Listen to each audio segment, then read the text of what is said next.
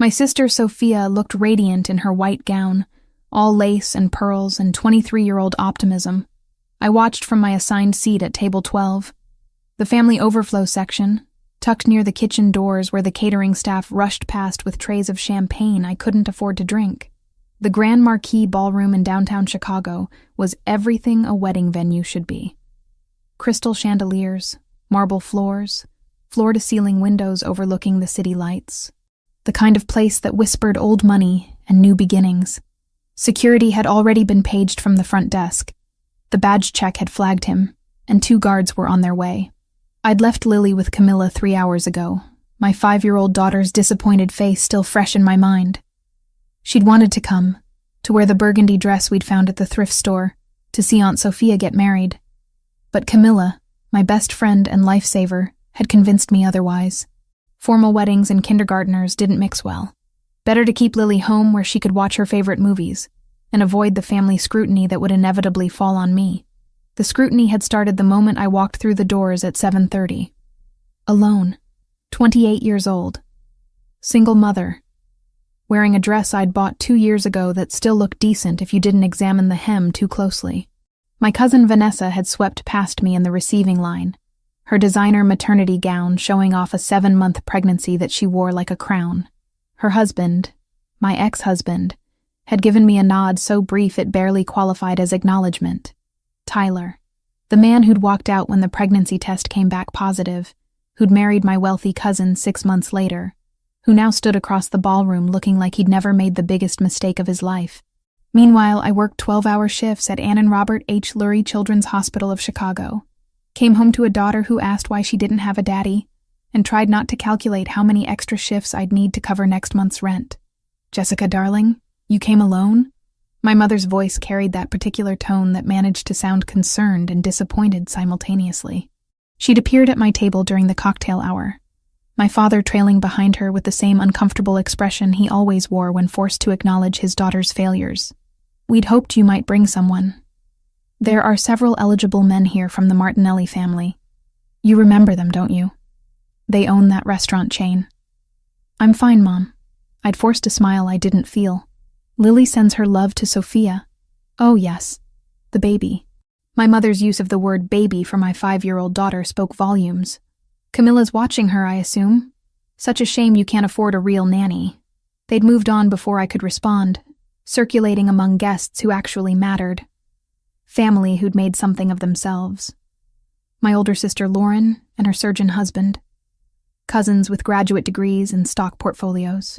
And then there was me, the pediatric nurse who'd dropped out of med school when she got pregnant, who lived in a 1-bedroom apartment in a neighborhood that was optimistically described as up and coming. I tapped 911 and left the line open in my pocket, letting the dispatcher triangulate while the building's doorman was alerted by a neighbor's text. Giovanni begged me not to formalize a report yet, not until we knew which faction would retaliate fastest. Dinner had been interminable. 7 courses of food I barely tasted while conversations swirled around me. The couple to my left discussed their vacation home in Aspen. The woman across from me showed off an engagement ring that probably cost more than I made in 6 months. I smiled and nodded and wondered if anyone would notice if I left early. Then came the dancing. The DJ announced the couple's first dance, and Sophia floated across the floor in her new husband's arms. My parents danced next, looking every bit the proud family. Lauren and her husband joined them. Even my younger cousins paired off, laughing and spinning under lights that cast everything in soft focus. Outside the windows, clouds had gathered over Chicago's skyline. The weather forecast had promised clear skies all weekend, but nature had other plans.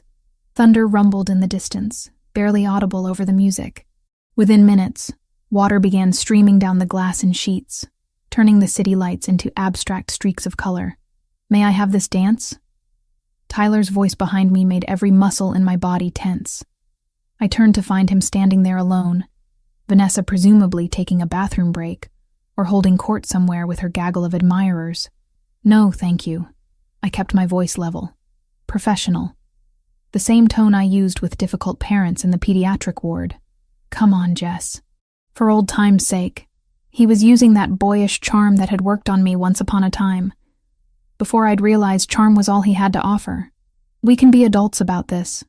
We are being adults. I'm declining your invitation. I turned back toward the dance floor, hoping he'd take the hint and leave. He didn't. You know, it doesn't have to be like this between us. I know I made mistakes, but Tyler, I stood, suddenly exhausted by the entire charade. Go back to your pregnant wife. Dance with her. Leave me alone. My pregnant wife who's carrying my legitimate child, he said. And there it was, the cruelty that lurked beneath his charm. Unlike the mistake that cost you your medical degree, I should have slapped him, should have caused a scene, should have done anything other than stand there while he walked away, rejoining Vanessa who'd appeared at the edge of the dance floor. She looked at me across the room, one hand on her rounded belly, and smiled a victor's smile. The music shifted to something slower, more romantic. Couples filled the floor, swaying together while the storm outside matched the one building in my chest. I sank back into my chair at table 12 and tried very hard not to cry in front of 200 people who already pitied me. That's when I noticed him. He stood near the bar, apart from the crowd, but somehow commanding attention anyway. Tall, maybe 6'3", with dark hair cut short, and a body that suggested he spent serious time in a gym. His suit was black and perfectly tailored, the kind of quality you didn't find in department stores, but it was his face that held my attention. Sharp cheekbones, a jaw that could have been carved from stone, and eyes that, even from across the ballroom, seemed to see straight through every defense I'd spent years constructing. He was watching me. Not subtly, not with the passing curiosity of a stranger at a wedding. He was studying me with an intensity that should have made me uncomfortable, but instead sent a completely different kind of shiver down my spine. I looked away first, heat rising in my cheeks. When I glanced back, he was speaking with someone from the groom's family. I recognized the older Martinelli brother who owned several Italian restaurants throughout Chicago. They exchanged a few words, and then the stranger began moving through the crowd, toward me. My first instinct was to run, to grab my clutch and make some excuse about checking on Lily. But something kept me frozen in my seat at table 12 while he crossed the ballroom with the confidence of someone who'd never been told no in his entire life. He stopped at my table. Up close, he was even more striking. Those eyes I'd noticed from across the room were light brown, almost amber in the chandelier light. A thin scar marked his chin on the right side, barely visible but somehow adding to rather than detracting from his appeal. He smelled expensive. Cedar and something darker I couldn't name. You've been sitting alone all evening, he said. His voice carried a slight accent that made me think of old movies and Italian villas. That seems like a waste. I'm fine, I managed, though my pulse had picked up speed. Thank you for your concern. I don't think you are fine. He pulled out the chair beside me without asking permission and sat down. The movement was fluid, practiced. I think you're miserable, and trying very hard not to show it. The observation was so accurate it stole my breath. You don't know anything about me. I know you came alone to a family wedding where everyone else is paired off. I know that man who approached you earlier said something that made you want to disappear. I know you've been checking your phone every 15 minutes, probably thinking about leaving. His lips curved into something that wasn't quite a smile. Am I wrong? That's very observant of you. I set my phone down, suddenly aware of how transparent I must be. Are you a friend of the bride or groom? Neither. Business associate of the Martinellis. He gestured toward the family I'd seen him speaking with. They invited me. Giovanni Fioreldi. He extended his hand. I took it, and his palm was warm against mine, his grip confident without being aggressive. Jessica Reed. Jessica. He said my name like he was tasting it. The bride's sister. The one who came alone. Word travels fast. In certain circles, everything travels fast. He released my hand, but didn't move away. I have a proposition for you, Jessica Reed. This should have been where I made my excuses and left. Where I remembered I was a single mother with responsibilities and bills, and no room in my life for mysterious strangers with expensive suits and dangerous eyes. Instead, I heard myself say, "What kind of proposition?" Giovanni leaned closer, his voice dropping low enough that only I could hear over the music. Dance with me. Pretend to be my wife for the rest of the evening. Let everyone here see that you're not alone, not pitied, Not forgotten. I stared at him. You want me to pretend to be married to you? To a complete stranger? Why not? It solves both our problems. His expression remained neutral, but something flickered in those amber eyes.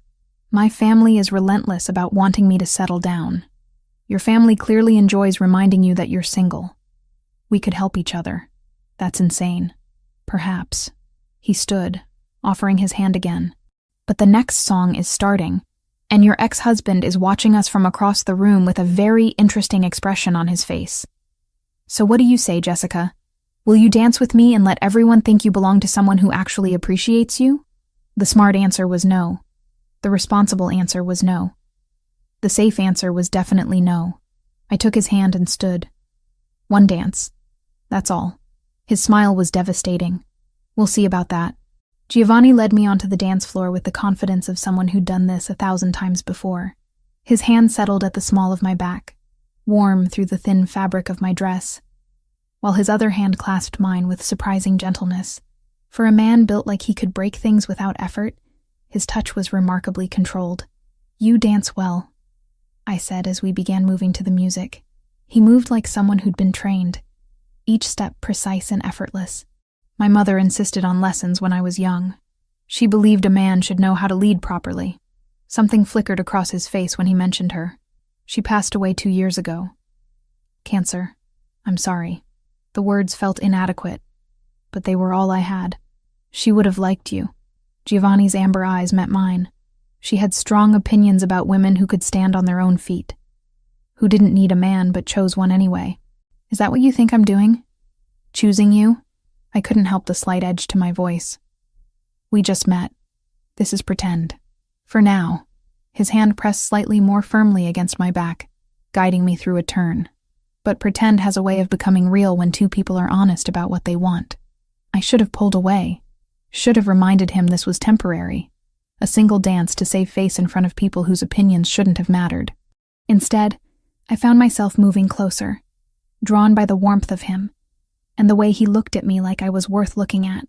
The song shifted into another slow melody. Around us, couples continued swaying. I caught glimpses of familiar faces watching us with varying degrees of surprise. My mother's eyebrows had climbed toward her hairline.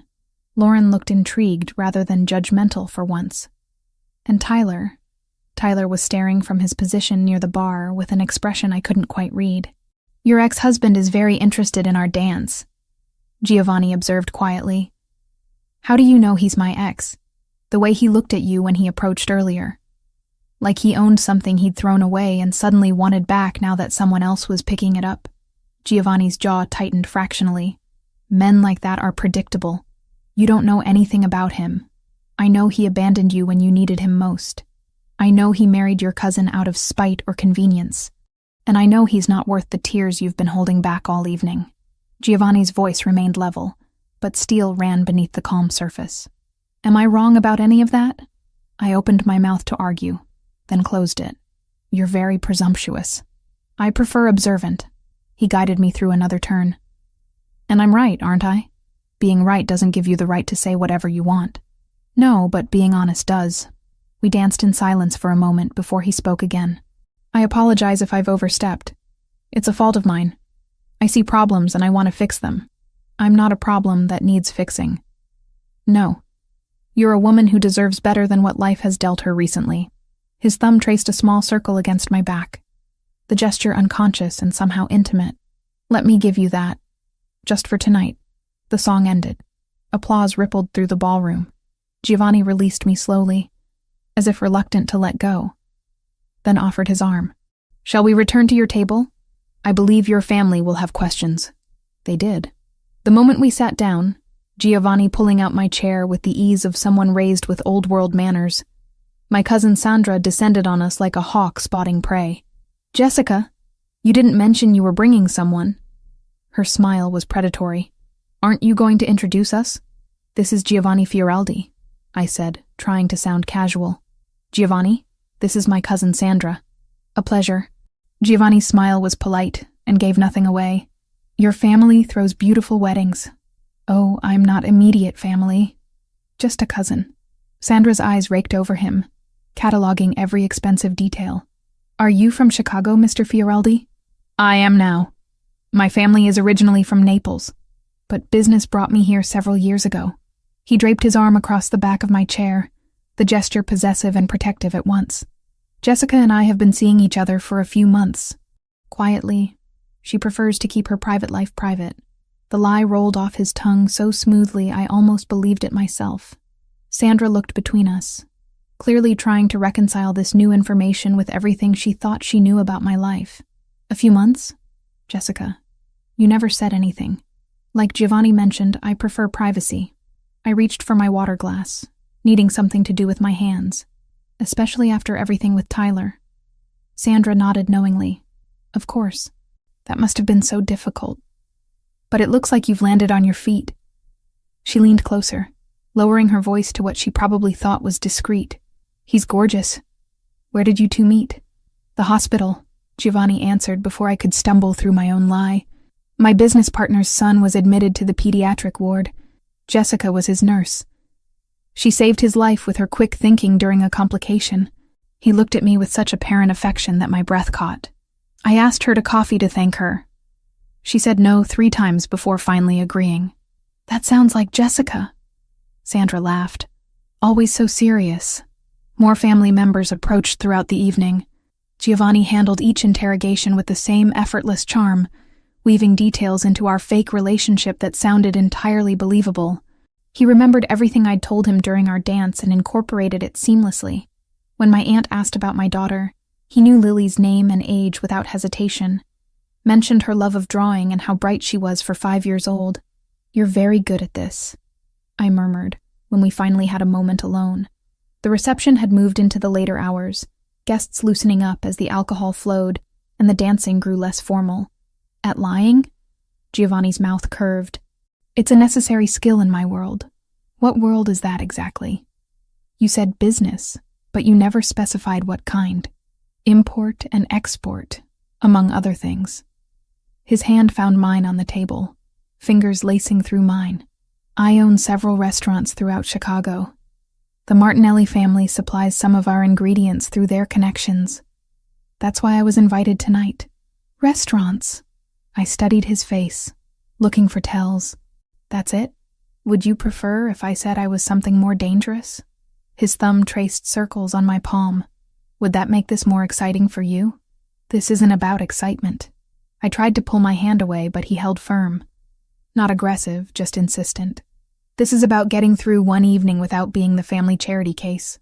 "You're not a charity case, Jessica.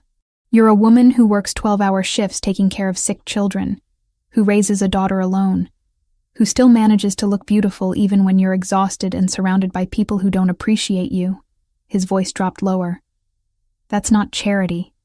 That's strength." The intensity in his gaze made my skin flush. Before I could respond, a presence loomed over our table. I looked up to find Tyler standing there, Vanessa notably absent. "Can we talk?" Tyler's eyes were on me, pointedly ignoring Giovanni. "Outside, just for a minute. I don't think... It's fine." Giovanni released my hand and stood. "I need to speak with the Martinellis anyway." "Take your time." He walked away before I could protest, leaving me alone with the man who'd broken every promise he'd ever made to me. Tyler sat in Giovanni's vacated chair, his cologne overwhelming in its familiarity. "Who is that guy?" Tyler demanded without preamble. "And don't give me the hospital story.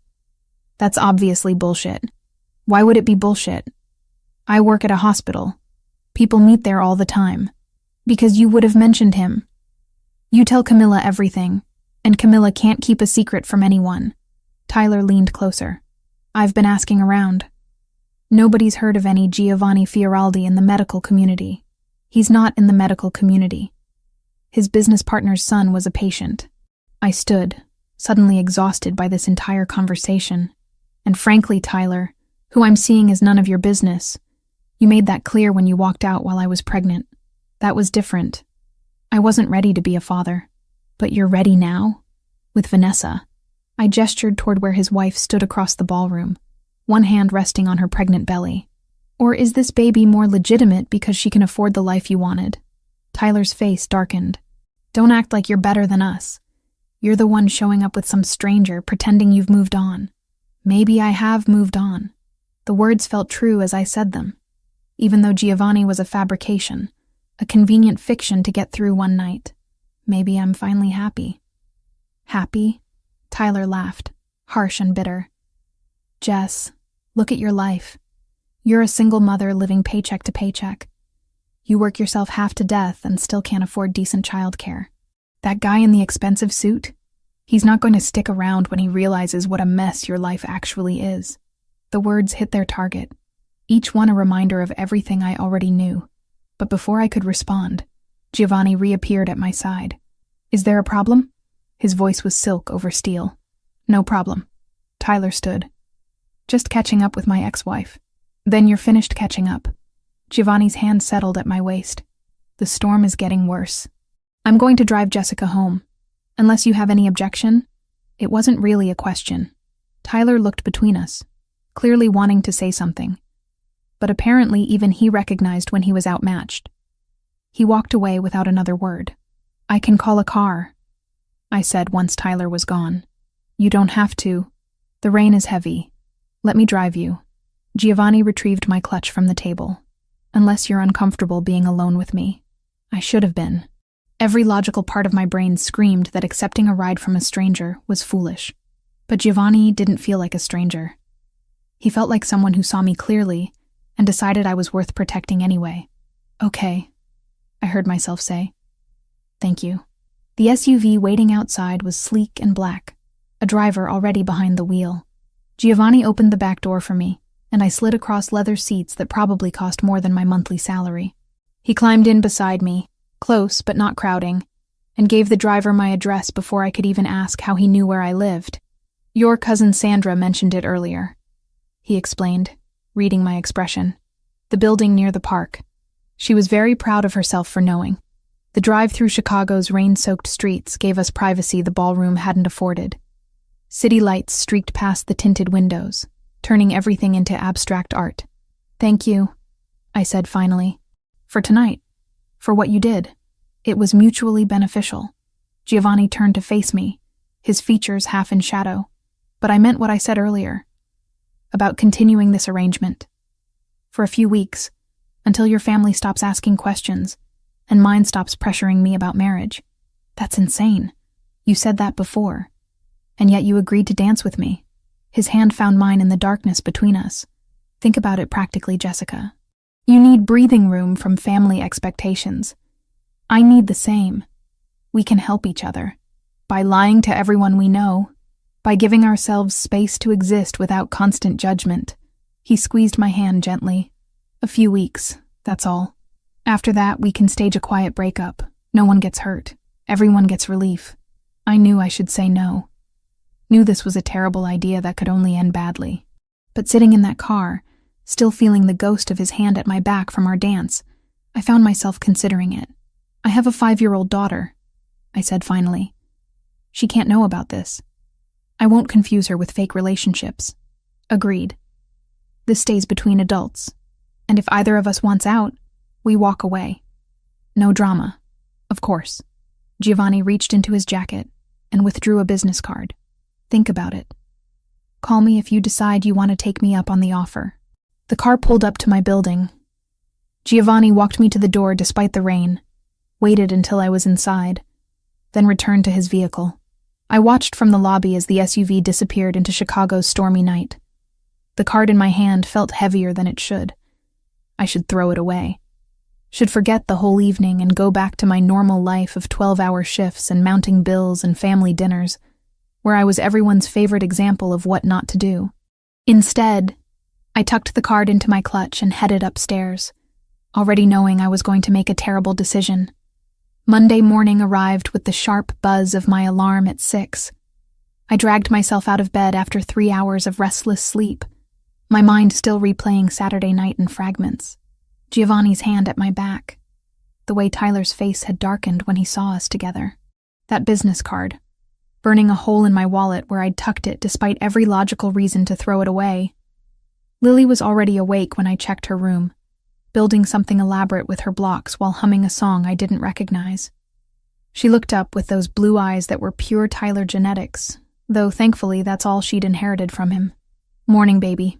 Did you have fun with Camilla on Saturday? We made cookies and watched the princess movie 3 times. She abandoned her blocks to wrap her arms around my legs. "Camilla said you went to Aunt Sophia's wedding. Was it pretty?" "Very pretty."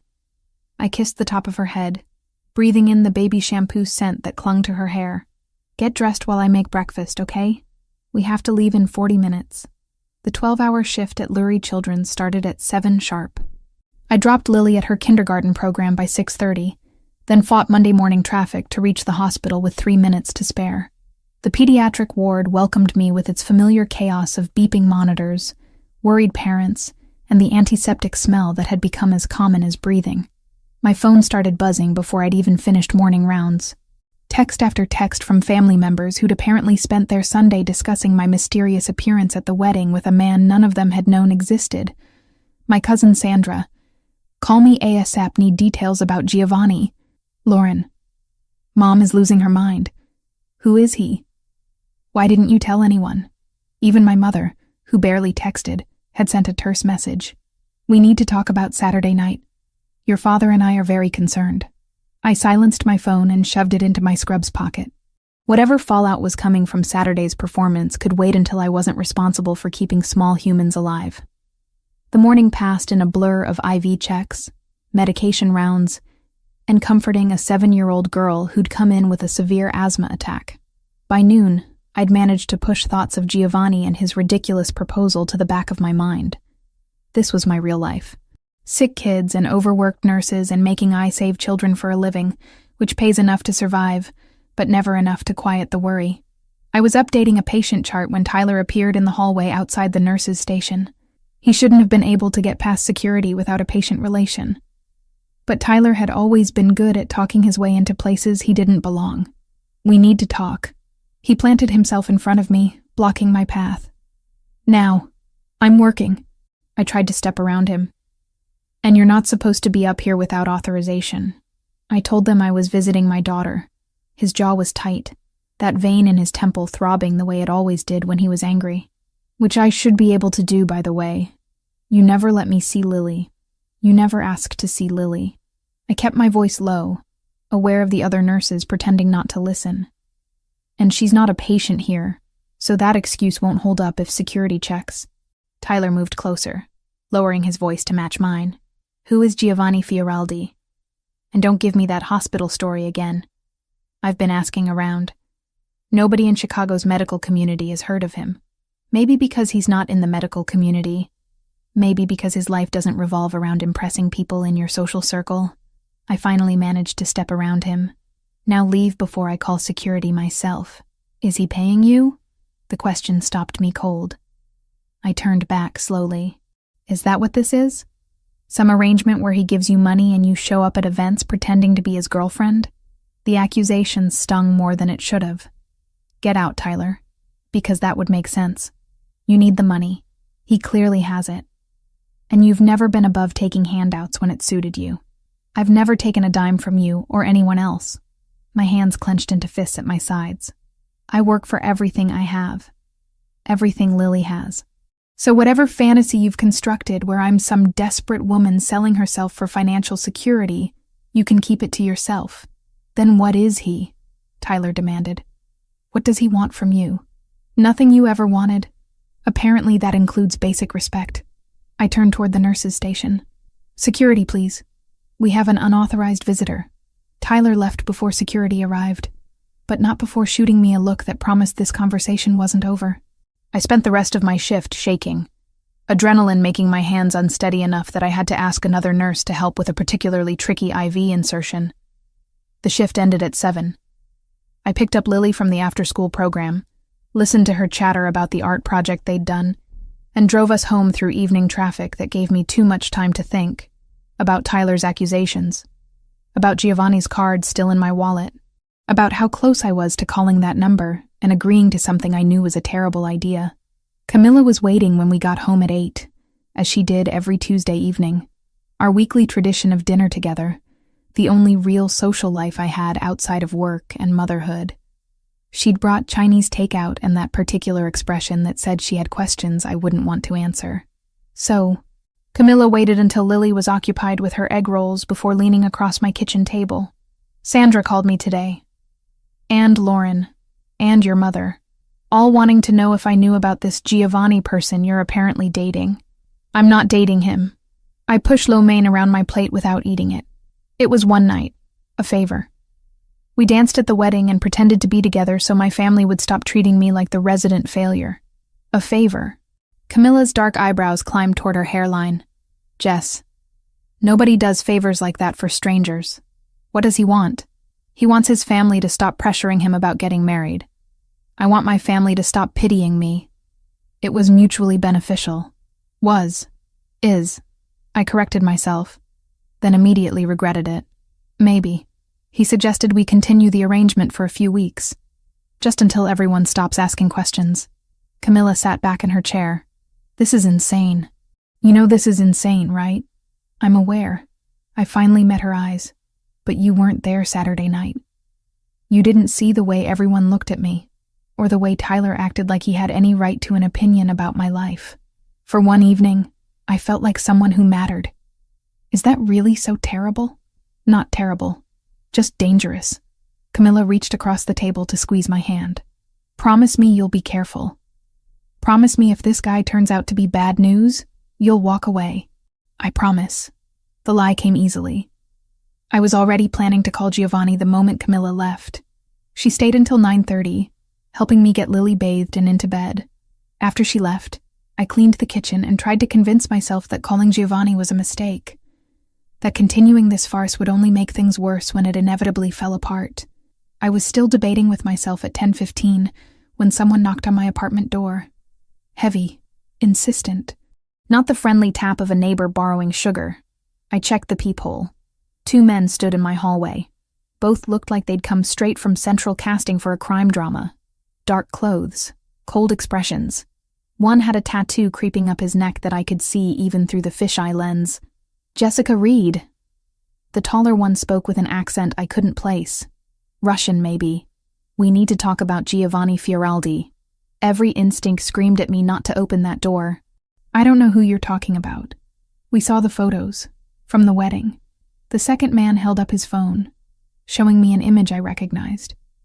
Me and Giovanni on the dance floor, his hand at my back, both of us looking at each other like we actually belonged together. You're his woman. That makes you someone we're interested in talking to. I'm not his anything. We're friends, that's all. My hand found my phone in my pocket. And if you don't leave, I'm calling the police. Call them. The taller man shrugged. We'll be gone before they arrive. But we'll be back, Jessica Reed. And next time, we hope you'll be more cooperative. Mr. Volkov doesn't like being ignored. I was done being a currency. If they had ever used my name to trade favors, I needed to be present to bankrupt its value. I wore a thin underlayer panel under my coat and left a driver idling, engine warm, phone on speaker to a doctor who owed Giovanni a favor. They walked away before I could respond. I stood frozen behind my locked door, heart hammering, phone clutched in my shaking hand. I had no idea who Mr. Volkov was or what these men wanted with Giovanni. But I knew with bone-deep certainty that I'd just stumbled into something far more dangerous than a fake relationship. I pulled Giovanni's card from my wallet, stared at the number embossed in silver against black cardstock. This was the moment to walk away, to tell him whatever arrangement he'd been imagining wouldn't work, because strange men were showing up at my door, asking questions I couldn't answer. Instead, I dialed. He answered on the second ring. Jessica. 2 men just came to my apartment. The words tumbled out. They had photos from the wedding. They mentioned someone named Volkov. They threatened to come back. Silence. Then, lock your door. Don't open it for anyone. I'll be there in 15 minutes. Giovanni, what's happening? Who are these people? I'll explain when I get there. Just stay inside and keep Lily close. The line went dead. I checked all the locks. Peeked in on Lily, who was sleeping peacefully with her stuffed rabbit clutched against her chest, completely unaware that her mother had just dragged them both into something that felt like it could swallow us whole. True to his word, Giovanni appeared at my door exactly 14 minutes later. I verified through the peephole before opening it, finding him accompanied by another man who looked like he could bench press a car without breaking a sweat. "This is Franco, my associate." Giovanni stepped inside without waiting for an invitation, his eyes scanning my small apartment with the practiced assessment of someone used to evaluating threats. "Tell me exactly what they said." I recounted the encounter while Franco positioned himself near the window, watching the street below. Giovanni's expression grew darker with each detail, that thin scar on his chin somehow more prominent as his jaw tightened. "The Bratva," he said finally. "Russian organization. They've been pushing into territories that don't belong to them. Someone sent them photos from the wedding. Told them you're connected to me." "Connected how? We barely know each other." But even as I said it, I remembered that dance, the way he'd looked at me, how easy it had been to forget the whole thing was staged. They don't care about facts. They care about leverage. Giovanni moved to the window beside Franco, speaking to him in rapid Italian before turning back to me. "This is my fault. I should have anticipated this. What do they want?" "To use you to get to me, to pressure me into giving ground in negotiations I can't afford to lose." His eyes met mine. "I'm sorry, Jessica. This wasn't supposed to touch you." "Then maybe we should end this now. Tell them it was fake, that I mean nothing to you." "It's too late for that." Franco spoke up for the first time. "They've already decided your leverage. Whether the relationship is real or not doesn't matter." I sank onto my couch, legs suddenly unable to hold me. "So what happens now?" Giovanni crossed to kneel in front of me, bringing us eye to eye. "Now I keep you safe. You and Lily both. But you need to trust me." "Can you do that?" I should have said no. Should have told him to leave and take his dangerous world with him. Should have called the police and let them handle whatever mess I'd accidentally stepped into. Instead, I looked into those amber eyes and heard myself say, yes. Within 30 minutes, I'd packed bags for Lily and myself while she slept through it all, blissfully unaware that her mother had accidentally dragged them into a war between organized crime factions. Camilla arrived 20 minutes after I called her, eyes wide with fear, but moving with the efficiency of someone who'd spent 5 years helping me navigate crises. "Tell me this is temporary," she whispered as we gathered Lily's favorite toys and books. "Tell me you're not really involved with whatever this is. It's supposed to be temporary." I stuffed clothes into a duffel bag without bothering to fold them. It was supposed to be a fake relationship for a few weeks. Now apparently the Russian mob thinks I'm leverage. The Russian mob. Camilla sat down hard on Lily's bed. "Jesus, Jess. What have you gotten yourself into?" "I don't know." My hands shook as I zipped the bag closed. "But Giovanni says he can keep us safe. That's all I care about right now." Giovanni's penthouse occupied the top 2 floors of a building in Chicago's Gold Coast neighborhood.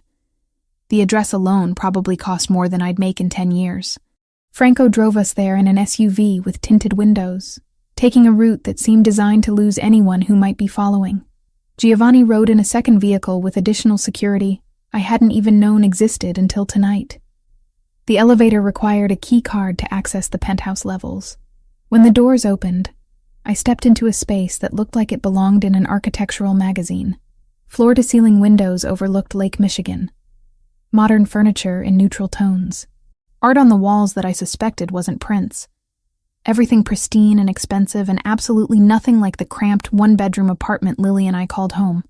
"The guest rooms are on the 2nd floor. Giovanni gestured toward a floating staircase.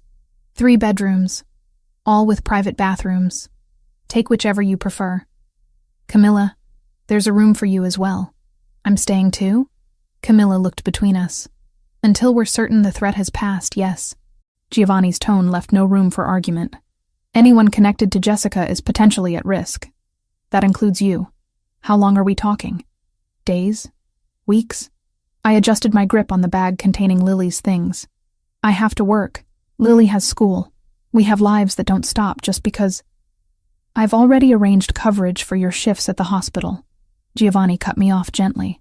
"Called in a favor with the hospital administrator. You're on paid family emergency leave for the next 2 weeks.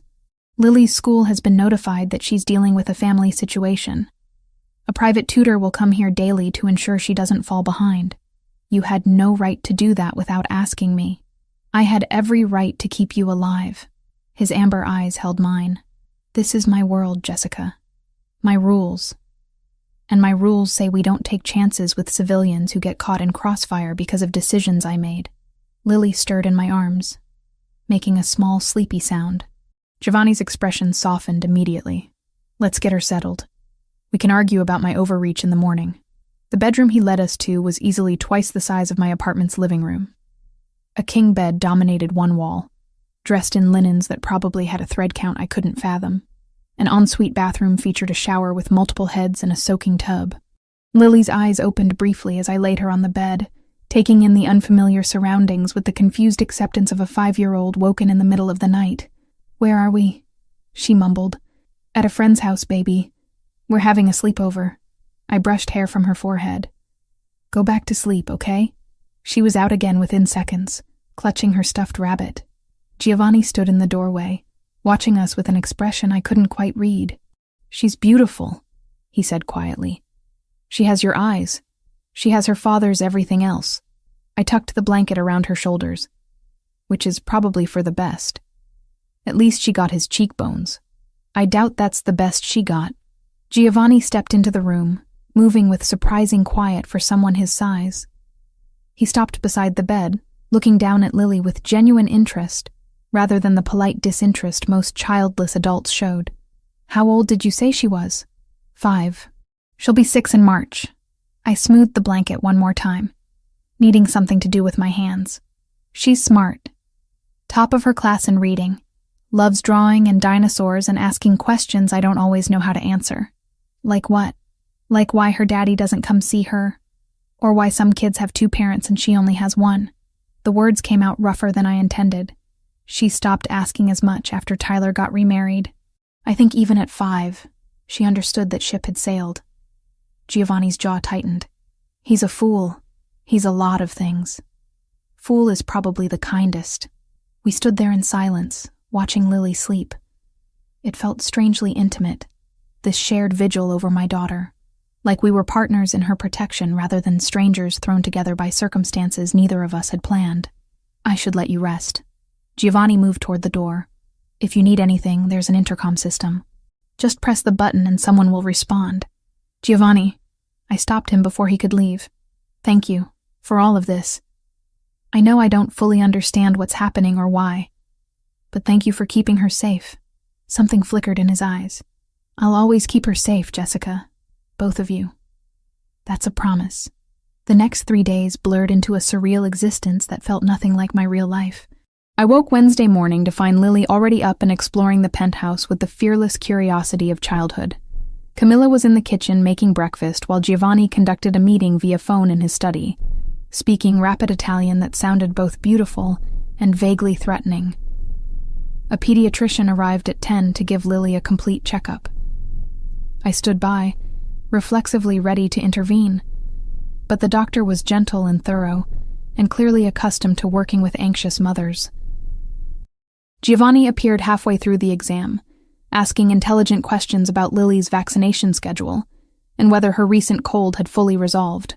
You remember I mentioned a cold? I asked after the doctor left, giving Lily a clean bill of health. You told me she'd missed school 2 weeks ago because of it. At the wedding. Giovanni handed Lily a tablet loaded with educational games. I pay attention when people tell me things, Jessica. Thursday brought the private tutor, a cheerful woman named Mrs. Patel, who had Lily reading and practicing math within minutes. Giovanni sat in on part of the lesson, then surprised both of us by helping Lily with a drawing project afterward.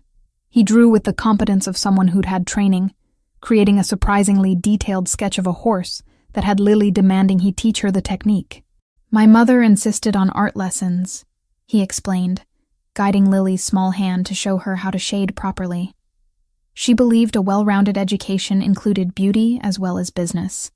I watched from the kitchen where Camilla and I were pretending to discuss meal planning while actually observing Giovanni with my daughter, the way he crouched to her level when speaking to her, how he praised her efforts without condescending, the patience he showed when she asked the same question 3 times in different ways. He's good with her, Camilla murmured. Surprisingly good. I know. That scared me more than the Russian mob somehow. because Lily was already asking when we'd visit Mr. Giovanni's house again, already drawing pictures that included a tall man with dark hair standing beside us, already filling a father-shaped hole I'd tried for 5 years to pretend didn't exist. The sexual tension I'd felt at the wedding intensified with proximity. Giovanni worked from home those 3 days, conducting business from his study while I tried to occupy Lily and avoid dwelling on how aware I was of him in every room. The way he moved, how he smelled like cedar and expensive soap, the timbre of his voice when he spoke Italian on the phone, passionate and commanding in ways that made my skin flush. We'd have dinner together each evening, the 4 of us around his massive dining table. Giovanni would ask Lily about her day, listen with genuine interest to her rambling stories about the tutor and the games she'd played with Camilla. Then, after Lily went to bed, we'd sit on his terrace overlooking the lake and talk about things that had nothing to do with fake relationships or Russian threats. He told me about his mother, Sophia, who died when he was 33, how cancer had stolen her slowly, giving him months to say goodbye but never enough time, how she'd made him promise to find someone who challenged him, who wouldn't just accept his world, but would push him to be better within it. "She would have liked you," he said Thursday night, our 3rd evening on the terrace. She had strong opinions about women who stood on their own feet, who worked for what they had. She came from nothing, you know. Married my father when she was 19 and turned herself into the kind of woman who could hold her own in his world. What world is that? I'd been wanting to ask since Tuesday night. You keep referring to your business, but you've never actually told me what you do. Giovanni took a long sip of the wine he'd been nursing. I own restaurants. 4 locations throughout Chicago, all Italian cuisine. That much is true and legal. But I also oversee operations that aren't listed on any business license, territory that my father secured and I've maintained, arrangements with other organizations that keep Chicago running smoothly for those who know where to look. Your Mafia. It wasn't a question. I prefer to think of it as community organization with flexible ethics. His mouth curved slightly. But yes, if you need a simple label. My family has been involved in Chicago's less legitimate operations for 3 generations. The restaurants are real. Everything else lives in the shadows. And the Russians want those shadows for themselves. They've been pushing into territories that traditionally belong to Italian families, testing boundaries, using violence where my father would have used negotiation. He set down his wine glass. I'm trying to maintain peace. They see that as weakness. Friday afternoon, Franco appeared in Giovanni's study where I'd been reading while Lily napped. His expression was grim. We've identified the leak, he said without preamble. The source of the photos. The one who told the Bratva about Jessica. Giovanni stood from behind his desk. Who? Her cousin, David Reed. He's been working with the Russians for 6 months, feeding them information about families they might leverage. When he saw the wedding photos on your aunt's social media, Jessica, he recognized an opportunity. My stomach dropped. David? My cousin David? Franco nodded. He told the Bratva about your relationship with Giovanni, even mentioned that it started as a pretense. But Dmitry Volkov, their leader, decided you were still useful leverage regardless. Where is David now? Giovanni's voice had gone cold. That's the other problem. The Russians have him. They're holding him as insurance. If we move against them, they'll kill him to send a message. I sat down heavily. David. Stupid, gambling-addicted David who never could hold a job. Who'd asked to borrow money at Thanksgiving and gotten angry when I'd said no. Who apparently sold out his own family to criminals to cover whatever debts he'd accumulated. We can't just leave him there, I heard myself say. Even if he's an idiot, he's still family. He put you and Lily at risk. Giovanni's expression was unreadable.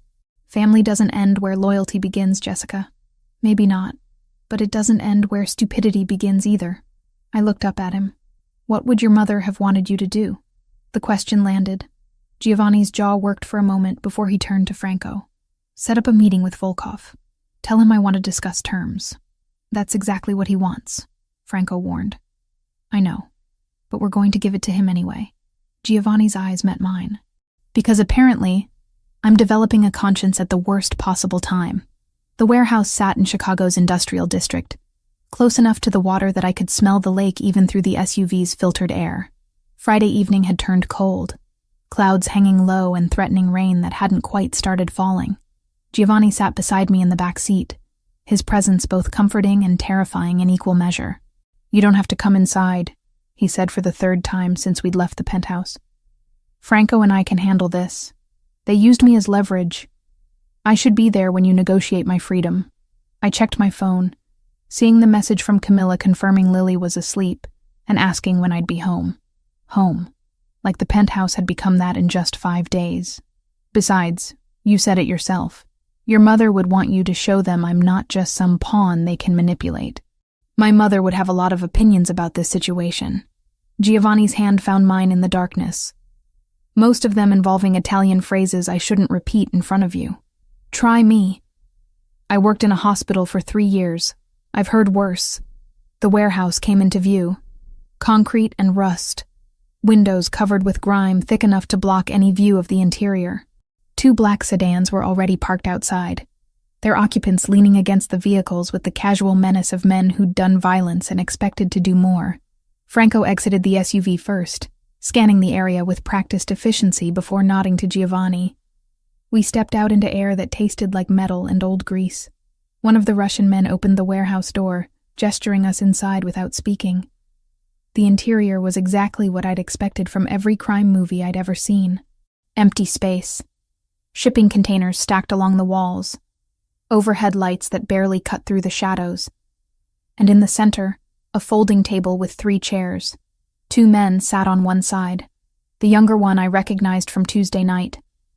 The man who'd come to my apartment with photos and threats. The older man had to be Dmitry Volkov. Late 50s, gray hair cut military short, eyes that held the kind of cold I associated with men who'd learned cruelty young and perfected it over decades. Mr. Fioraldi. Volkov's English carried a thick accent but remained clear. "You brought your woman. How American of you. Jessica wanted to be here." Giovanni pulled out the chair on our side of the table for me before sitting. "Since this situation involves her directly, it involves her because you made it involve her." Volkov's gaze settled on me, assessing. "Pretty thing. I see why you would claim her at a wedding. Though our sources tell us the relationship began as performance. Fake husband for desperate single mother. Very romantic. What we started as doesn't matter." I spoke before Giovanni could respond. "You're using me to pressure him. That makes me part of this conversation." The younger Russian laughed. Volkov silenced him with a look that could have frozen fire. Bold. Volkov leaned back in his chair. "Your cousin David said you had pride. Said it's why you refused to help him when he needed money. Do you know where David is now, Jessica Reed? Franco told me you have him. We do. In a basement not far from here. He owes us $30,000 from gambling debts. We offered him a way to work it off. He gave us information about your family, about this wedding, about the photos his aunt posted on social media showing you with Mr. Fioraldi." Volkov pulled out his phone, tapping the screen before turning it to face us. "Beautiful photos. You look very happy together." The image showed Giovanni and me on the dance floor. The way we were looking at each other, even I had to admit it didn't look staged. It looked real, like 2 people who'd found something worth holding on to. David made his choices.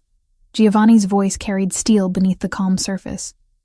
"What he owes you is between you and him. But Jessica is between you and me." Volkov pocketed his phone. "And that makes her valuable. So let's discuss terms. You have territory in the financial district that we want.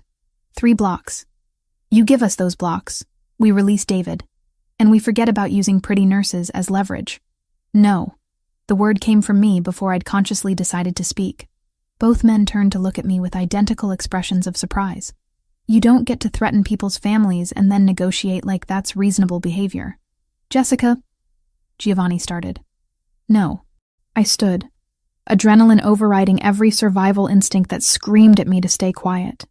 "You want to intimidate Giovanni? Fine, that's your world. But you came to my apartment. You threatened my home where my 5-year-old daughter sleeps.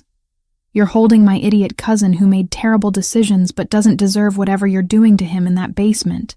My hands braced against the table. What kind of men threaten children? What kind of organization builds power by terrorizing women in their own homes? Volkov stared at me. The warehouse had gone silent, except for the distant sound of traffic outside. You think you can shame me? His voice remained level, but something dangerous flickered in his eyes. We are not in business of shame, Miss Reed. We are in business of results. Then here's a result for you. I'm not afraid of you anymore. The lie tasted like copper, but I forced the words out. You wanted me to be leverage? You wanted Giovanni to cave because he's protecting me? Well, congratulations. You've made me understand exactly what kind of people you are. And I'm telling you right now, I'd rather watch everything fall apart than give you 1 inch of what you want through fear. Giovanni stood slowly, positioning himself slightly in front of me. Jessica speaks for both of us, but I'll offer you something better than capitulation. You want territory? Take the 3 blocks in the financial district. But in exchange, the Bratva agrees to a formal peace treaty. No more civilian threats. No more kidnapping cousins. No more showing up at apartments where children live. You would give us what we want? Volkov looked between us, clearly trying to find the trap. I would give you something I was already planning to phase out. Those 3 blocks are scheduled for major redevelopment. Commercial property values are about to tank when the city announces the new zoning laws next month. Giovanni's expression remained neutral. You want them? Take them. Deal with the headache of managing them when they become worthless. Meanwhile, we establish clear boundaries. You stay on your side. We stay on ours. And civilians remain off-limits for both organizations. Volkov was quiet for a long moment. Then he looked at me again. Your woman has courage. Foolish courage, but courage nonetheless. He stood. We accept your terms. 3 blocks. Peace treaty. Civilians are off-limits. He extended his hand to Giovanni. And for what it's worth, Mr. Fioraldi, if this relationship truly started as performance, I suggest you make it real. Women who speak truth to power are rare. My wife was one. I was smart enough to keep her. The handshake happened quickly. Terms were agreed upon with the efficiency of men who understood how these arrangements worked. David would be released within the hour, deposited at a hospital with instructions not to contact his family for 6 months. The 3 blocks would transfer to Bratva control by the end of the week. We walked out of that warehouse into air that had started spitting rain. I made it to the SUV before my legs gave out, adrenaline crash hitting like a physical blow. Giovanni caught me, guiding me into the back seat before sliding in beside me. That was either the bravest or stupidest thing I've ever witnessed, Franco said from the front seat as we pulled away. I'm still deciding which. Both, I managed. Definitely both. You stood up to Dmitry Volkov. Giovanni turned to face me. Do you understand how rare that is? How few people have ever spoken to him that way and lived to tell about it? I wasn't thinking about living. I was thinking about Lily sleeping in your penthouse, about David being tortured in a basement, about how tired I am of men with power deciding who gets hurt and who gets protected. My hands shook. I'm a pediatric nurse, Giovanni. I save children for a living, which pays enough to survive, but never enough to quiet the worry. He kissed me. One moment I was spiraling into panic, and the next his mouth was on mine. Hot and demanding and tasting like everything I'd been trying not to want since Saturday night. His hand cupped my jaw, thumb tracing my cheekbone while his other arm wrapped around my waist, pulling me closer across the leather seat. I kissed him back, poured 5 days of tension and fear and unexpected connection into it. His lips moved against mine with a confidence that suggested he knew exactly what he was doing, and my body responded with an enthusiasm that should have embarrassed me, given Franco was 3 feet away pretending very hard not to notice. When we finally broke apart, both breathing hard, Giovanni rested his forehead against mine. I've wanted to do that since you looked up at me from table 12 and agreed to dance, he said quietly. Since you stood in my penthouse holding your daughter and told me you didn't trust easily, but you'd trust me with her safety. Since you just stood in a warehouse and told a Russian mob boss that he couldn't threaten children in your city. Your city, I corrected. This is your world, not mine. Maybe. But you just proved you can stand in it without being swallowed. His thumb brushed across my lower lip. Jessica, this stopped being fake somewhere between Saturday and tonight. You know that, right? I did know. Had known since watching him draw horses with Lily, since he'd held my hand while talking about his mother, since I'd fallen asleep on his terrace listening to him speak Italian on the phone and feeling safer than I had in 5 years. "This is complicated," I whispered. "Everything worth having is complicated." He kissed me again, softer this time, a promise instead of a question. "Stay. Not because you're in danger. Not because of some arrangement we made at a wedding. Stay because you want to see where this goes when it's real." The SUV pulled up to the penthouse building. Franco cleared his throat quietly, a reminder that we had an audience and a 5-year-old waiting upstairs. "I have a daughter," I said. "If this falls apart, it's not just me who gets hurt. Then we make sure it doesn't fall apart." Giovanni helped me out of the vehicle. "One day at a time. One decision at a time. Starting with you deciding that what happened tonight changed things." We rode the elevator in silence.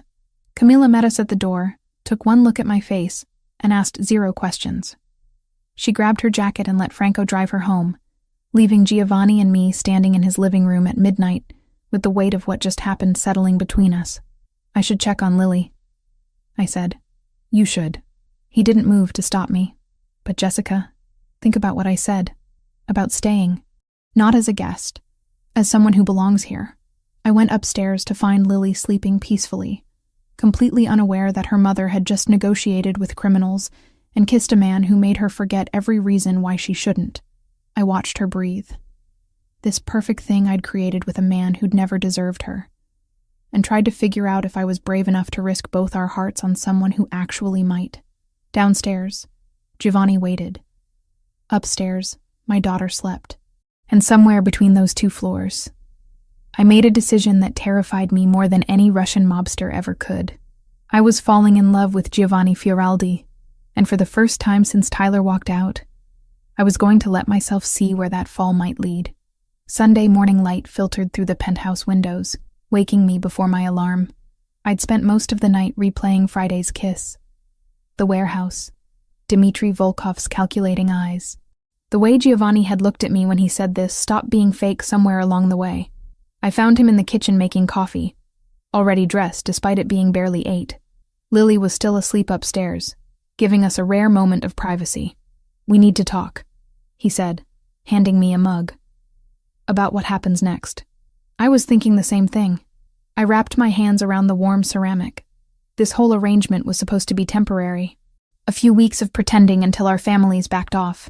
But now it's complicated. Giovanni leaned against the counter, studying me with those amber eyes that saw too much. "Franco informed me this morning that David was released from the hospital. He's been told to stay away from Chicago for 6 months. The Bratva threat is neutralized.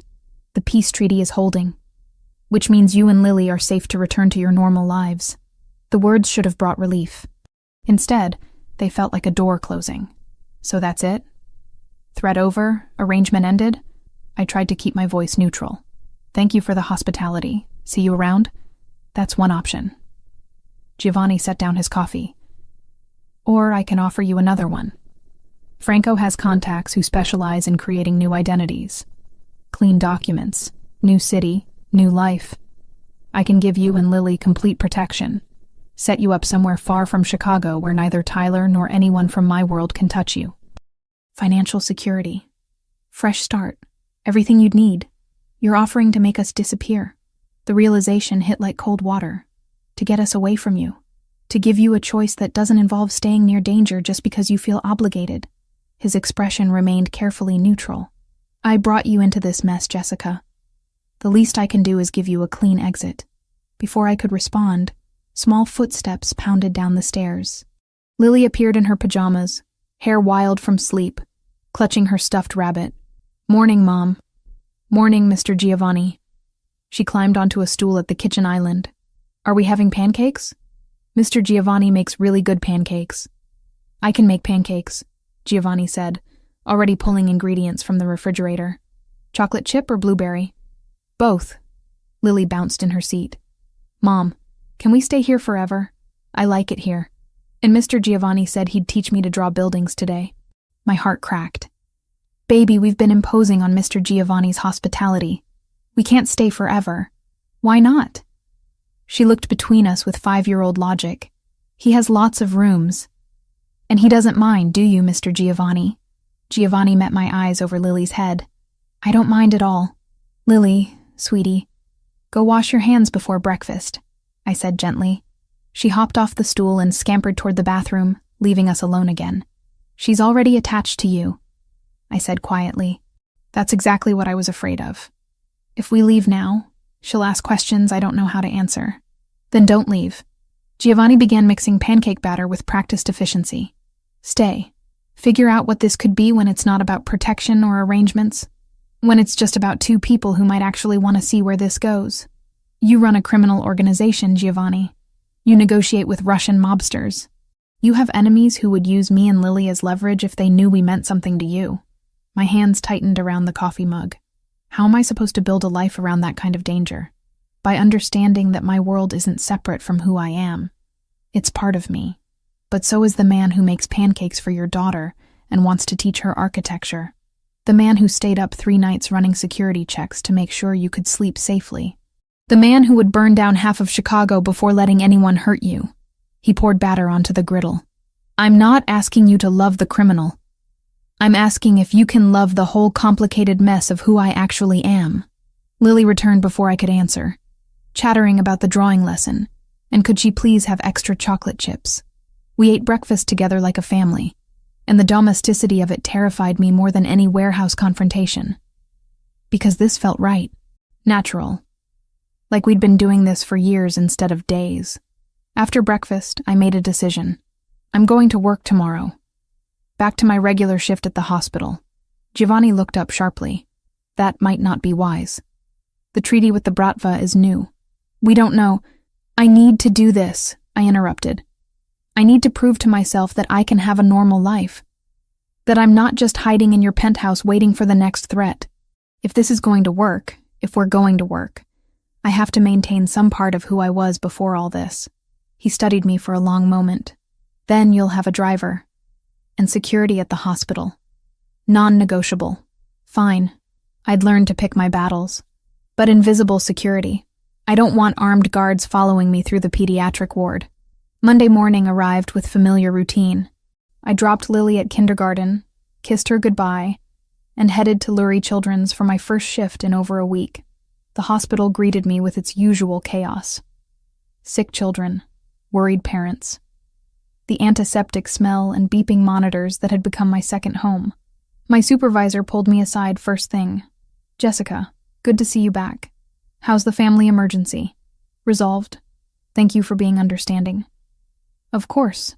We were actually contacted by one of our major donors about your situation. Generous man. Made sure your position was protected while you were gone. She smiled knowingly. New boyfriend must have connections. I didn't correct her. Easier to let people assume whatever they wanted than try to explain the truth. The shift passed in familiar rhythm. IV checks, medication rounds, comforting a 3-year-old with pneumonia. Around 2 in the afternoon, I was updating charts when I got pulled into the room of one of our long-term patients. 7-year-old Marcus had been fighting leukemia for 8 months. He was in for his latest round of chemo. Weak, but still somehow optimistic. Nurse Jessica. He brightened when I entered. You're back. I missed you. I missed you too, buddy. I checked his vitals, noting them in his chart. How are you feeling today? Tired, but Mom says I'm a fighter. He picked at the hospital blanket. Nurse Jessica, can I ask you something? Always. Do you believe in happy endings? Like in the movies? The question hit harder than it should have. I sat on the edge of his bed, choosing my words carefully. I believe happy endings are possible when people are brave enough to fight for them. Even when things get scary. Even when it seems easier to give up. My mom says that too. She says we have to be brave. And Marcus looked at me with eyes too old for 7. Are you being brave about something, Nurse Jessica?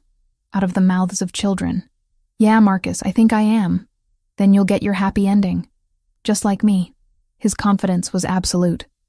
We're both fighters. I left his room with tears stinging my eyes, and a clarity I hadn't felt in days. Marcus was fighting for his life every single day, and here I was, hesitating to fight for my own happiness, because it came wrapped in complications. My shift ended at 7, I walked to the parking garage, texting Giovanni that I was heading out.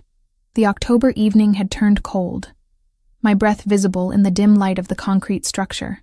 The garage cameras caught everything, and hospital security walked in 30 seconds after he fled. That's when Tyler appeared, stepping out from between two cars. "We need to talk." His voice was tight with barely controlled anger. "About your new boyfriend and the very interesting information I've been gathering about him." "Tyler, I'm not doing this." I moved toward my car. "Go home to your pregnant wife." He grabbed my arm. Not hard enough to hurt, but firm enough to stop me. "Giovanni Fioraldi owns 4 Italian restaurants, also suspected of running organized crime operations throughout Chicago's financial district. Did you know that? Or did you just see money and decide your morals were negotiable? Let go of me." I pulled my arm free. "Who I date is none of your business. It is when you're exposing my daughter to criminals." Tyler stepped closer. "That's right. She's still my daughter, even if you've done everything possible to erase me from her life. And I will not let you drag her into some mobster's world. Your daughter, rage I'd been suppressing for 5 years, erupted. You walked out when I was pregnant. You married my cousin. You've never asked to see Lily, never paid a dime of support, never showed the slightest interest in being her father. You don't get to suddenly care about her safety when it's convenient for your righteous indignation. I care enough to protect her from making the same mistakes you did, getting involved with the wrong kind of man, ruining your future." Tyler's face twisted with something ugly. "I'm going to the police. I'm going to tell them everything I know about Fioraldi. And when he's arrested, I'm filing for custody of Lily, proving you're an unfit mother who exposes children to danger." Cold fear replaced anger. "You can't do that." "Watch me." Tyler turned to leave. "Stay away from him, Jess, or lose everything. That won't be necessary." Giovanni's voice cut through the garage like a knife. He emerged from the shadows near the elevator, Franco beside him.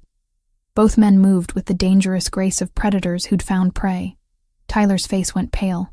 "This is harassment. I'll call security." "Please do." Giovanni stopped a few feet away, hands in his pockets, posture relaxed but eyes glacial. "I'd love to explain to hospital security why you're threatening my girlfriend in a parking garage after grabbing her forcibly. I barely touched her. The security cameras will tell a different story." Franco gestured toward the corner where a camera was indeed positioned.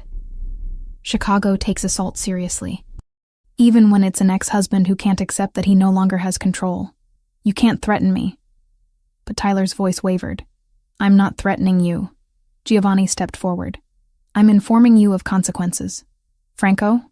Franco pulled an envelope from his jacket. "Tyler James Mitchell. Inside, you'll find a very detailed accounting of your failure to pay child support for Lily Reed. 5 years of documented abandonment. A legal petition for full back payment plus interest, totaling approximately $43,000. And a restraining order that will be filed if you continue to harass Jessica." Tyler snatched the envelope. "This is bullshit. I never agreed to pay support, because you abandoned them before she could file." Giovanni's voice was ice. "But abandonment doesn't erase responsibility. My lawyer is very thorough. He's prepared to pursue this through every legal channel available. And trust me, Tyler, you don't want to go to war with someone who has better lawyers than you have excuses. You're threatening me with legal action?" Tyler looked between them. "I'll fight this." "Please do." Giovanni smiled, and it was terrifying. "Drag it through court. Let a judge examine your complete absence from your daughter's life. Let them see how you married Jessica's cousin 6 months after walking out on a pregnant woman. Let them decide who the unfit parent actually is. You can't. I can. And I will. But here's an alternative." Giovanni's voice softened fractionally. "Walk away. Leave Jessica alone. Stop pretending you suddenly care about Lily after 5 years of complete indifference. Do that, and these documents never get filed. You go back to your life, and we never have this conversation again." The silence stretched. Tyler looked at the envelope, then at me, then back to Giovanni. "Fine." He threw the envelope on the ground. "Keep her. Keep both of them. But when this all falls apart, don't come crying to me." He walked away, footsteps echoing through the garage. Giovanni waited until Tyler's car started and drove away before turning to me. "Are you okay?" I wasn't. I was shaking, adrenaline crashing through my system. "You had him investigated, had lawyers draw up documents. When?" The moment I realized he was going to be a problem, Giovanni picked up the envelope Tyler had discarded. "I don't wait for threats to materialize, Jessica. I eliminate them before they can hurt people I care about. And what happens when the threat is you?" The words came out harsher than intended. "When your world is what puts Lily in danger, then I'll eliminate that threat too." His eyes held mine.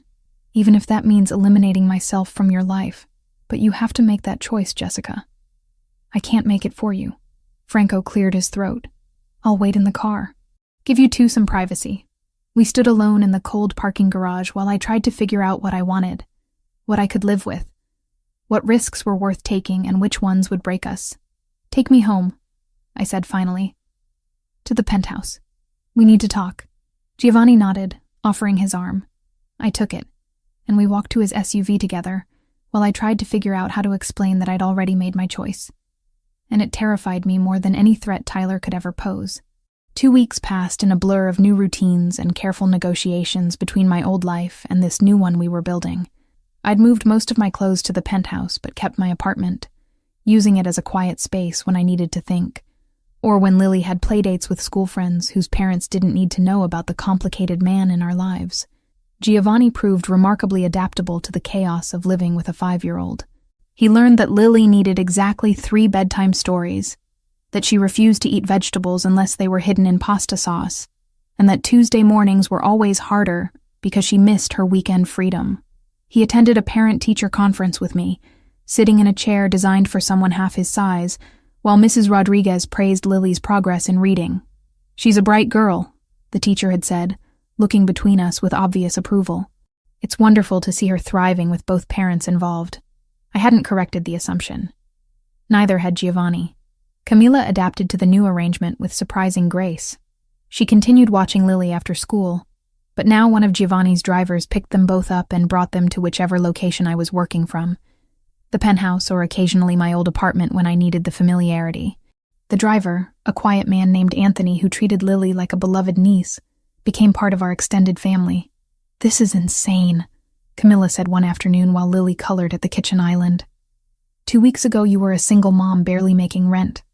Now you're living in a penthouse with a man who has actual security teams." "I know." I poured her tea, a ritual we'd maintained despite everything changing. "Does it make me a terrible person that I'm happy?" "It makes you human." She squeezed my hand. "But be careful, Jess. Happiness this sudden can disappear just as fast." My family's reaction had been more complicated. My mother called daily, torn between pride that I'd landed someone successful and concern about how little she actually knew about Giovanni. Lauren, however, surprised me by being genuinely supportive. She'd invited us to dinner Saturday night to celebrate her 32nd birthday at Giovanni's newest restaurant in River North. "I want to get to know him properly," she'd said when she called. "Not as the mysterious man from Sophia's wedding, but as the person who's making my sister smile again."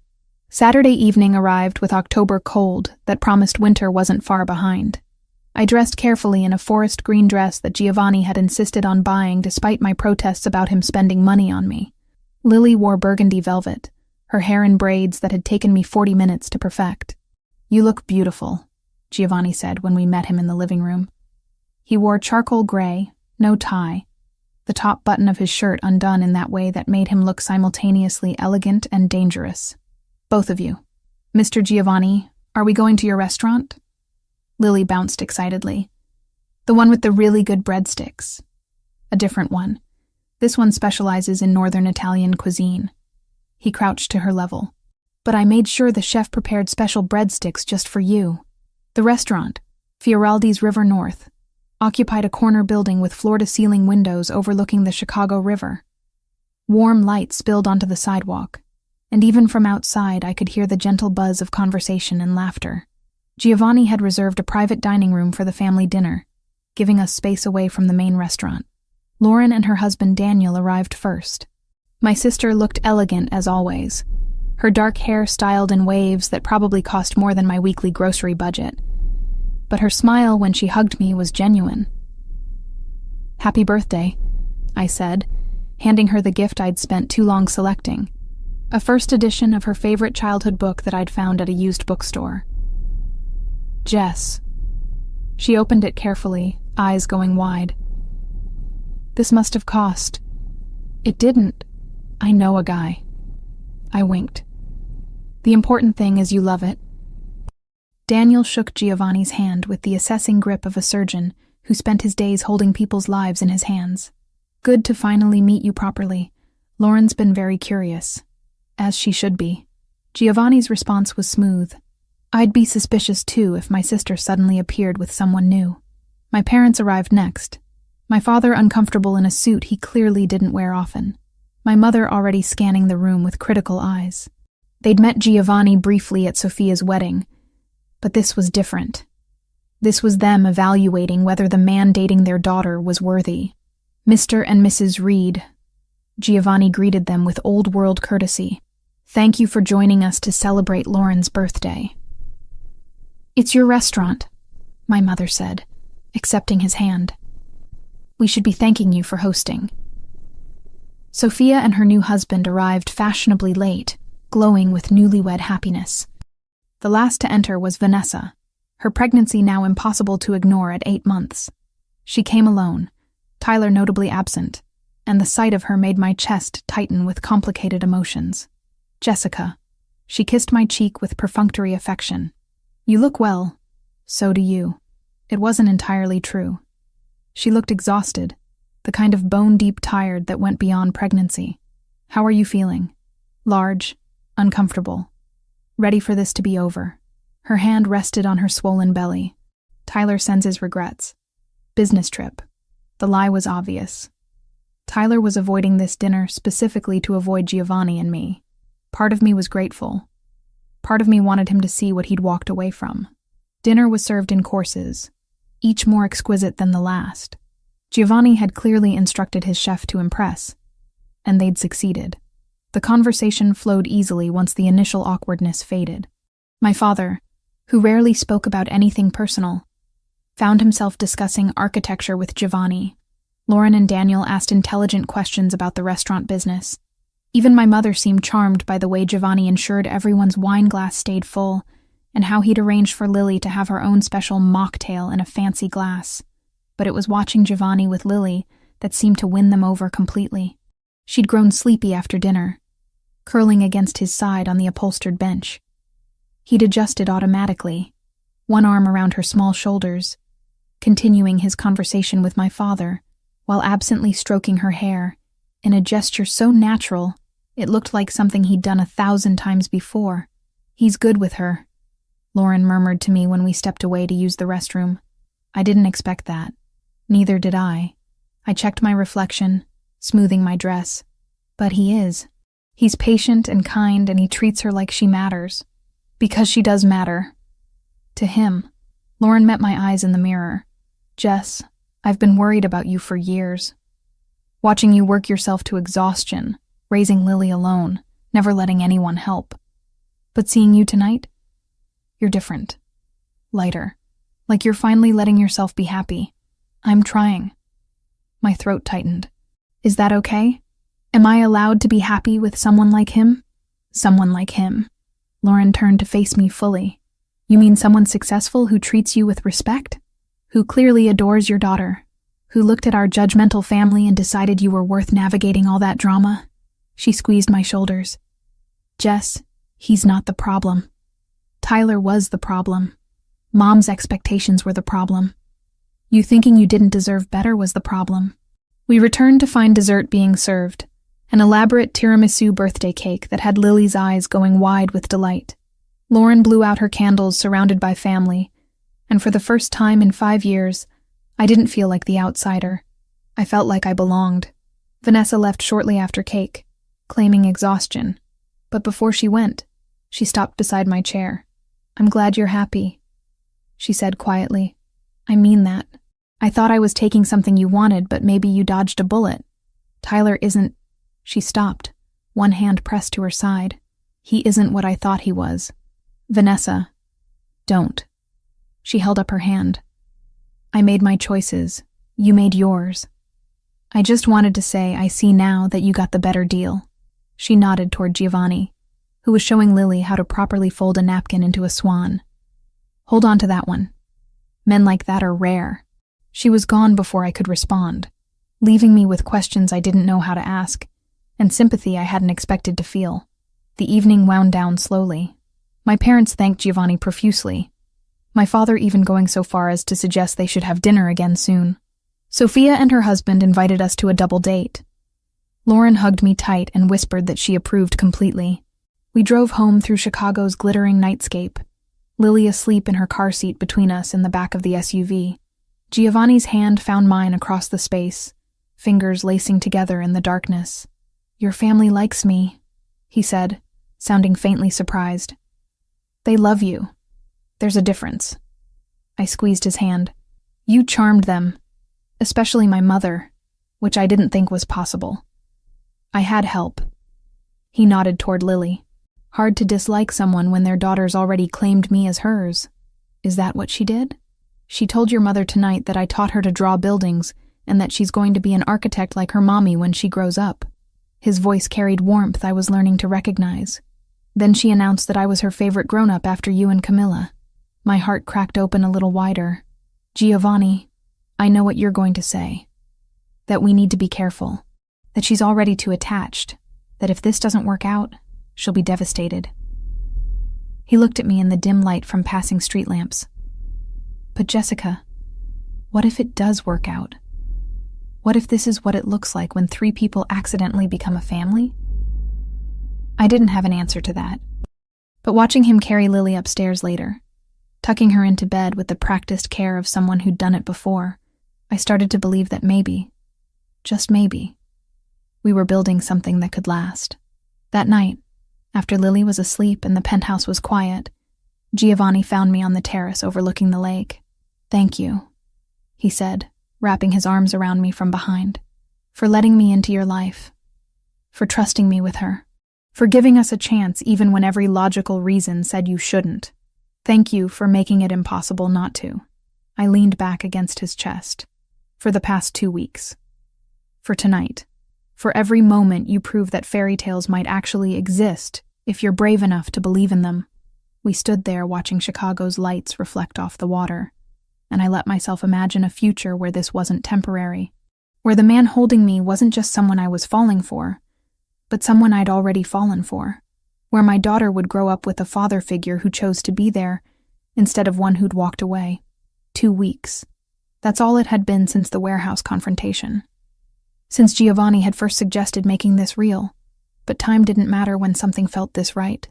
When coming home meant walking into a penthouse where a man waited who looked at me like I hung the moon, and a daughter slept peacefully upstairs because she finally felt safe. Maybe Camilla was right. Maybe happiness this sudden could disappear just as fast. But tonight, wrapped in Giovanni's arms under Chicago's October sky, I decided that risk was worth taking, because some things, some people, were worth fighting for. And Giovanni Fioraldi, with his dangerous world and gentle hands and the way he loved my daughter like she'd always been his, was absolutely worth it. The following Saturday evening arrived with a crispness that promised Chicago's winter wasn't far off. 3 weeks had passed since Sophia's wedding. 3 weeks that felt simultaneously like a lifetime, and no time at all. Giovanni had insisted on hosting a formal dinner at his flagship restaurant in the Gold Coast, Fioraldi's on Astor, to celebrate what he cryptically called new beginnings.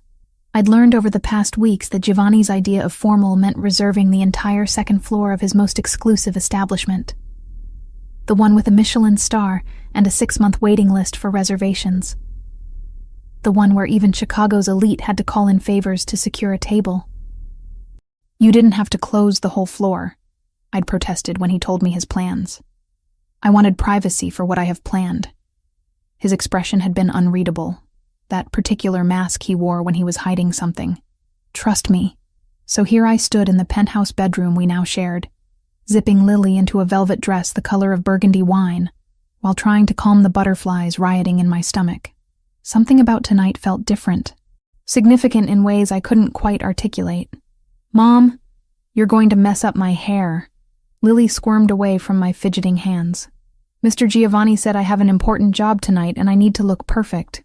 An important job? I straightened her collar. What kind of job? It's a secret. Her blue eyes sparkled with the particular joy of a 5-year-old entrusted with classified information. But it's a really good secret. The best secret ever. Giovanni appeared in the doorway, devastatingly handsome in a charcoal suit that probably cost more than my old car.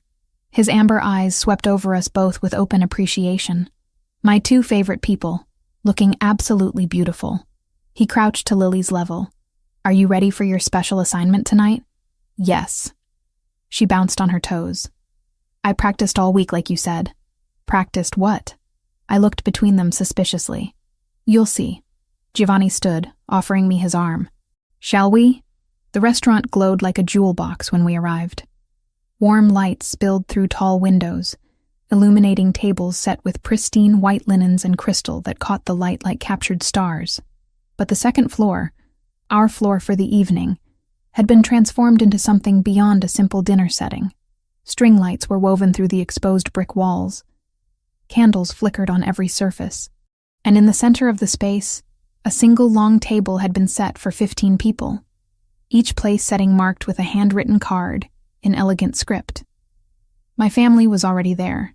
My parents stood near the windows, my father pointing out something in the Chicago skyline to my mother, who actually looked pleased rather than critical. Lauren and Daniel chatted with Sophia and her husband near the bar. Even Vanessa had come, her pregnancy now impossible to ignore at nearly 9 months, looking exhausted but present. Jessica. Sophia rushed over to hug me, glowing with newlywed happiness. I'm so glad you're here. Giovanni said this was important. I don't actually know what this is, I admitted. That's because you're terrible at letting people surprise you. Lauren joined us, kissing my cheek. Just relax and enjoy whatever Giovanni's planned. Knowing him, it'll be spectacular. Camilla emerged from the kitchen entrance, her presence surprising me. You didn't think I'd miss this, did you? She hugged me tight. Giovanni called me 3 days ago. Said I needed to be here for something special. Everyone's conspiring against me, I muttered, but couldn't help smiling.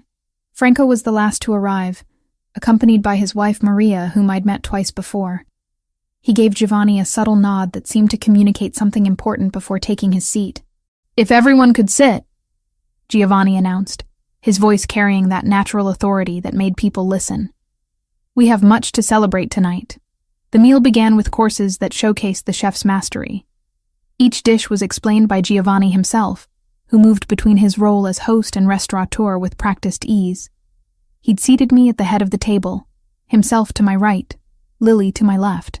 My family surrounded us, filling the space with conversation and laughter that felt genuine rather than obligatory. Halfway through the main course, my mother leaned across the table. Giovanni, this is extraordinary. Jessica's very lucky to have found someone so accomplished. I'm the lucky one, Mrs. Reed. Giovanni's hand found mine under the table. Your daughter reminds me daily that accomplishment means nothing without someone to share it with. My father, who'd spent most of the evening quietly observing, finally spoke. You're good to her. To both of them. That's all a father can ask. The approval in his voice made my throat tight. My father, who'd barely acknowledged my existence for 5 years, who'd treated my single motherhood like a personal failure, was accepting Giovanni, accepting us, without reservation. Dessert arrived as the evening light faded completely outside, Chicago's skyline transforming into a constellation of lights beyond the windows.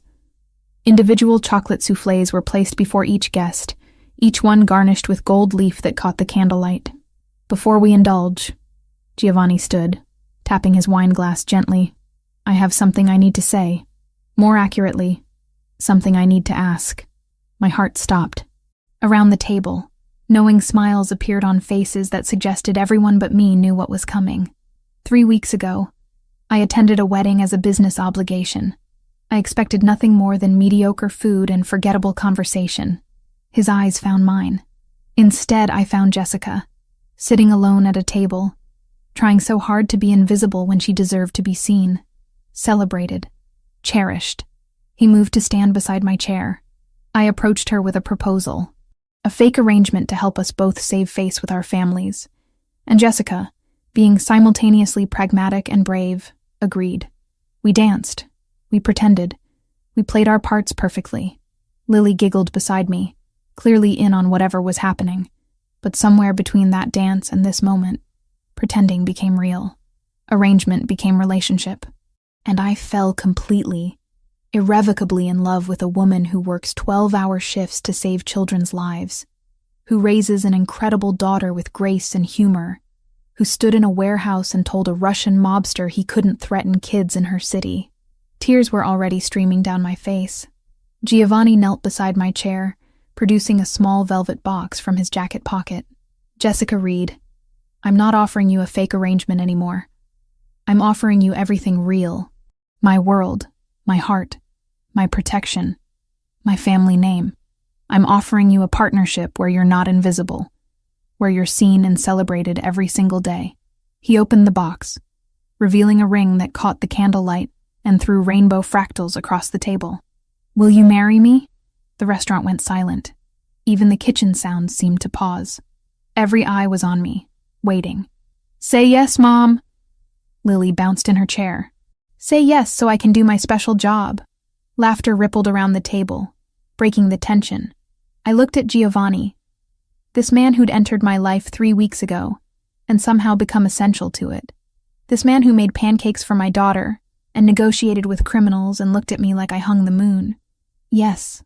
The word came out choked with tears. Yes, of course, yes. Giovanni slid the ring onto my finger. A perfect fit. Then pulled me to my feet and kissed me while my family erupted in applause and cheers. When we finally broke apart, Lily was tugging on Giovanni's sleeve. Now? Can I do it now? Now, he confirmed, lifting her onto her chair so she stood tall enough to be seen by everyone. Lily reached into a small burgundy purse I hadn't noticed her carrying and pulled out a small velvet pouch. From it, she extracted 2 rings, simple bands that gleamed gold in the candlelight. These are the wedding rings, she announced proudly. Mr. Giovanni said I get to be the ring bearer when you get married, but he also said I get to hold them now so everyone knows it's real and official and I'm going to be part of the family forever. She handed the rings to Giovanni with the ceremonial gravity only a 5-year-old could muster. The entire table melted into laughter and tears and applause again. Forever, Giovanni confirmed, looking at Lily with such open affection. It cracked my heart wider. You're both stuck with me now. The rest of the evening passed in a blur of congratulations and champagne toasts, and my mother crying while insisting she wasn't crying. Lauren hugged me so tight I could barely breathe, whispering that she'd never seen me this happy. Sophia and her husband offered to help plan the wedding. Even Vanessa approached, one hand on her swollen belly. I meant what I said before, she said quietly. I'm genuinely happy for you. Tyler is... She paused, choosing words carefully. Tyler is Tyler, but Giovanni is something else entirely. Hold on to this one. I will, I promised. How are you doing? Really? Tired. Pregnant. Reconsidering every life choice that led me here. She managed a wry smile. But that's a conversation for another day. Tonight is about you finally getting what you deserve. As the evening wound down, I found myself on the restaurant's terrace with Giovanni, looking out over Chicago's glittering nightscape. Music drifted from inside where Lily was dancing with Franco, her laughter carrying on the October wind. 3 weeks, I said, leaning against the railing. 3 weeks ago, I was sitting at a wedding feeling sorry for myself. Now I'm engaged to a man I'm pretty sure I've been in love with since that first dance. Love at first sight. Giovanni wrapped his arms around me from behind. My mother always said it was possible, that souls recognize each other instantly when they're meant to. Your mother would have liked this. I covered his hands with mine. All of it. The chaos, the complications, the single mother with a 5-year-old daughter. She would have adored you. His voice carried warmth and sadness intertwined. And she would have reminded me that the best things in life are worth fighting for, even when, especially when, they're complicated. So what happens now? I turned in his arms to face him. We plan a wedding? Figure out how to merge my normal life with your complicated one? Explain to Lily that her new stepfather runs restaurants and also has very serious meetings with very serious people? We take it one day at a time. He kissed my forehead. We build something real from the pretend foundation we started with. We prove that fairy tales can exist even in worlds that aren't supposed to have them. Music shifted inside. The DJ Giovanni had apparently hired for the evening started playing the same song that had been playing at Sophia's wedding, the one we'd danced to that first night when this had all been fake. "Dance with me," Giovanni said, offering his hand just like he had 3 weeks ago at table 12. One more time. But this time, for real. I took his hand. We moved back inside where our families waited, where Lily spun in circles with Camilla, where my parents watched with actual happiness in their eyes, where everyone who mattered had gathered to celebrate something that had started as pretend and become the most real thing in my life. Giovanni pulled me onto the dance floor. His hand settled at my back in that same spot it had found 3 weeks ago. But this time, there was no pretense. No arrangement. No fake relationship to help us save face. This time, it was just a man who'd seen me when I felt invisible, and a woman who'd learned that sometimes the best things in life come wrapped in complications you never expected. "I love you," I whispered against his chest as we swayed to music and laughter and the sound of my daughter's joy. "I love you both," he replied. "My family, my home, my everything." 3 weeks. That's all it had taken for my entire world to transform. For a fake husband at a wedding to become the real partner I'd spend my life with. For a man I'd barely known to become the father my daughter deserved.